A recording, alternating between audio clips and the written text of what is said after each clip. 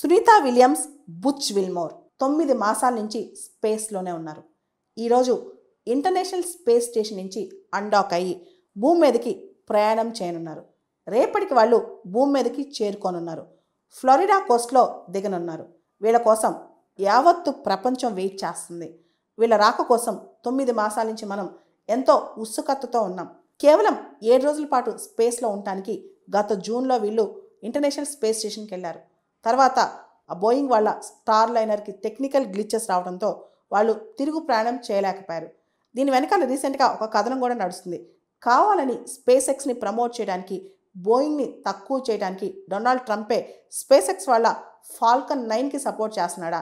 Election క్యాంపెయిన్లో కూడా ఇలాంటి ప్రకటనలు చాలా చేశారు. నేను కనుక ప్రెసిడెంట్ అయితే వెంటనే సునీతా విలియమ్స్ తీసుకొస్తాను. ఏది ఏమైనప్పటికీ సునీతా విలియమ్స్ తిరిగి వస్తున్నారు. కానీ ఇక్కడ అనేక అంశాలు మనం గమనించాలి.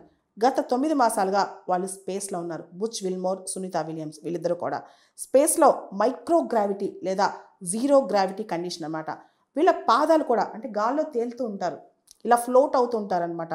పాదాలు కూడా చిన్న పిల్లల పాదాలు ఎలా ఉంటాయి, బేబీ ఫీట్ సిండ్రోమ్ వీళ్ళు ఫేస్ చేయబోతున్నారు. ఈ బేబీ ఫీట్ సిండ్రోమ్ అంటే మన పాదాలు మామూలుగా నించుని అలవాటు అయిపోద్ది అనమాట నడవటానికి, ఆ రఫ్ అండ్ టఫ్కి. కానీ వాళ్ళకి అలా కాదు. 9 మాసాల నుంచి తేలి ఉండటం వల్ల పాదాలు చిన్న బరువు పడిన పాదాల మీద వాళ్ళకి చాలా పెద్ద కొండెత్తిన ఫీలింగ్ వస్తుంది అనమాట. ముందు అక్కడి నుంచే వాళ్ళు ఎక్సర్సైజ్ స్టార్ట్ చేయాలి. సో పాదాల దగ్గర నుంచి తర్వాత వీళ్ళు చూస్తే కనుక వీళ్ళు బోన్ డెన్సిటీ కూడా చాలా లూజ్ అయిపోయి వస్తారంట. బోన్ డెన్సిటీ లూజ్ అవుతుంది, మజిల్స్ వీక్ అయిపోతాయి. ఎందుకంటే వీళ్ళు అక్కడ ఏమి తేలుతూ ఉంటారు కాబట్టి మజిల్స్తో పని ఉండదు, కంప్లీట్గా మజిల్స్ వీక్ అయిపోతాయి. అంతేకాదు వీళ్ళకి సంబంధించి ముఖ్యంగా హార్ట్ ఫంక్షనింగ్లో చాలా తేడా వస్తాయి. మామూలుగా హార్ట్ అనేది మనం భూమి మీద గ్రావిటీ మీద ఉంటాం కాబట్టి గ్రావిటీకి ఎగనెస్ట్గా హార్ట్ బ్రెయిన్కి బ్లడ్ పంప్ చేస్తాయి. కానీ అక్కడ హార్ట్ స్లో డౌన్ అవుతుంది, మందకొడిగా ఉంటుంది. అక్కడ గ్రావిటీ ఉండదు కాబట్టి చాలా స్లోగా అంటే హార్ట్ ఫంక్షనింగ్ స్లో డౌన్ అయిపోద్ది అనమాట. సడన్గా మన భూమి మీదకి వచ్చాక వాళ్ళ హార్ట్ ఫంక్షనింగ్ పికప్ అవ్వాలి.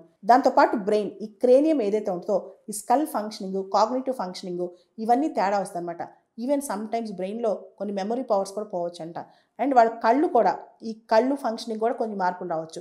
మొత్తానికి జీరో గ్రావిటీ లేదా మైక్రో గ్రావిటీ నుంచి గ్రావిటీకి వచ్చిన తర్వాత వాళ్ళు అక్కడ అంటే స్పేస్లో రకరకాల రేడియేషన్స్కి ఎక్స్పోజ్ అవుతారు కాబట్టి రకరకాల క్యాన్సర్స్ కానీ లేకపోతే రకరకాల డిసీజెస్ కానీ వచ్చే అవకాశం ఉంది. ఈవెన్ కార్డియాక్ డిసీజెస్ వచ్చే అవకాశం కూడా వాళ్ళకి ఉంటుందంట.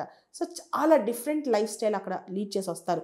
గాల్లో తేలుతూ ఆ మైక్రో గ్రావిటీ, జీరో గ్రావిటీ కండిషన్స్లో వాళ్ళ బోన్ డెన్సిటీ కోల్పోవటం, మజిల్ డెన్సిటీ కోల్పోవటం, వాళ్ళ హార్ట్ ఫంక్షనింగ్ డిఫరెంట్గా మారిపోవటం, స్లో డౌన్ అవటం, నడవలేకపోవటం, తర్వాత వాళ్ళు చిన్నది ఏది బరువు ఎత్తాలన్నా బరువులు ఎత్తలేకపోవటం, ఇవన్నీ ఫేస్ చేస్తారంట. ఈవెన్ వాళ్ళ విజన్ ఇంపైర్మెంట్ రావచ్చు, అంటే చూపులో కూడా మందకొడిగా చూసే అవకాశం రావచ్చు. అంటే ఇలా చాలా మార్పులు వాళ్ళ శరీరంలో వస్తాయి కాబట్టి చాలా వాటికి వాళ్ళు ప్రిపేర్ అయి ఉండాలి.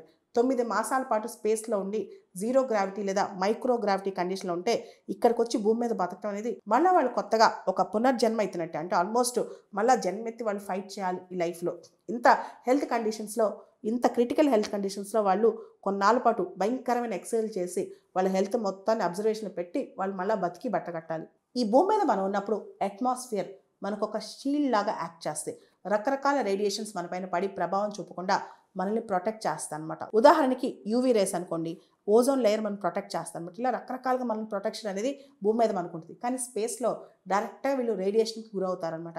దీనివల్ల రకరకాల హెల్త్ ఇష్యూస్ వీళ్ళకి సంభవించే ప్రమాదం కూడా ఉంది. కాబట్టి వీళ్ళు చాలా జాగ్రత్తగా భూమి మీదకి వచ్చిన తర్వాత, ఈ అట్మాస్ఫియర్లోకి వచ్చిన తర్వాత చాలా జాగ్రత్తగా వాళ్ళ ఆరోగ్యం పట్ల వ్యవహరించాలి.